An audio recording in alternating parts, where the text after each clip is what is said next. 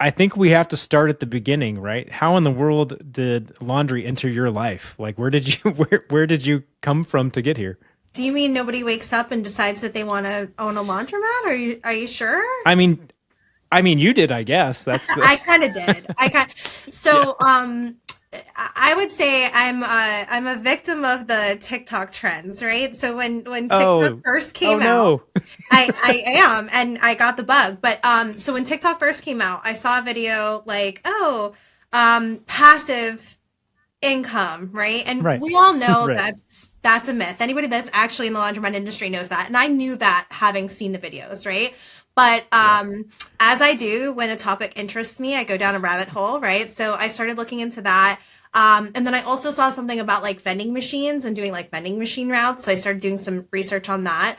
I will say that the new people that are coming into this industry know way more than I ever did coming in. Like I Mhm. just literally saw this one video, watched a few more, and then was like, yeah, you know what? That's something I'd like to do at some point.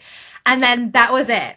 Like a few years later, maybe like a year or two later, my husband and I wanted to get into a business, right? But we knew we wanted something that was already operating. Like we didn't want to start something from the ground up. We just didn't have the time and patience for that.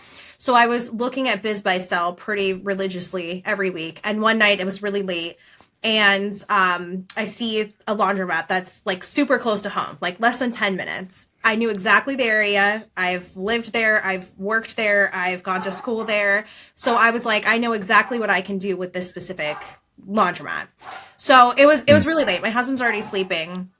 So then the next morning I wake up, he's at work and I call him and I'm like, hey, so did you see that listing for that laundromat that we're going to buy? And he was like, what? Like, what are you talking about? So I'm like, no. So I already talked with the bank and I had this whole plan. I'm reaching out to realtors and the bank. The only person I hadn't spoken to yet was the owner of the actual business. Oh my Like gosh. he was Yeah. last to know my plans. So I tell my husband briefly is like, I don't know. But I was like, no, so we're going to do this. And he's like, okay. So I finally get a hold of the owner in the afternoon and then like on a Friday and it was a holiday.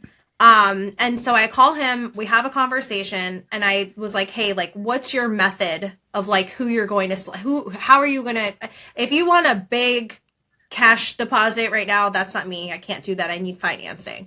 So he was like, that's fine. Whoever can show me that they can get, I'm fine with financing. Whoever can show me they can get financing first. And I was like, perfect. I'm going to go take a look at it. My husband and I are going to drive over there now. And then I'll reach back out to you. When we looked at it, there was a big 2x4 like across the bathroom door. There was graffiti up on the Yeah. like heater, there was garbage everywhere. The garbage cans were dirty. It needed to be painted. Like all these things that we looked at and we are like, this is mostly cosmetic stuff and we can come in here and we can fix this. And the owner Hmm. himself told me that it was a big hangout for people not doing laundry, like people that actually weren't customers. And I get the sense now that maybe that's why he didn't want this business anymore. So so I call him back. I tell him we're interested, and then he had told me, oh well, someone else was like interested in it, and I told him straight out. I told him this is mine. Nobody else. This is my laundromat. We're buying it, and then that's what happened.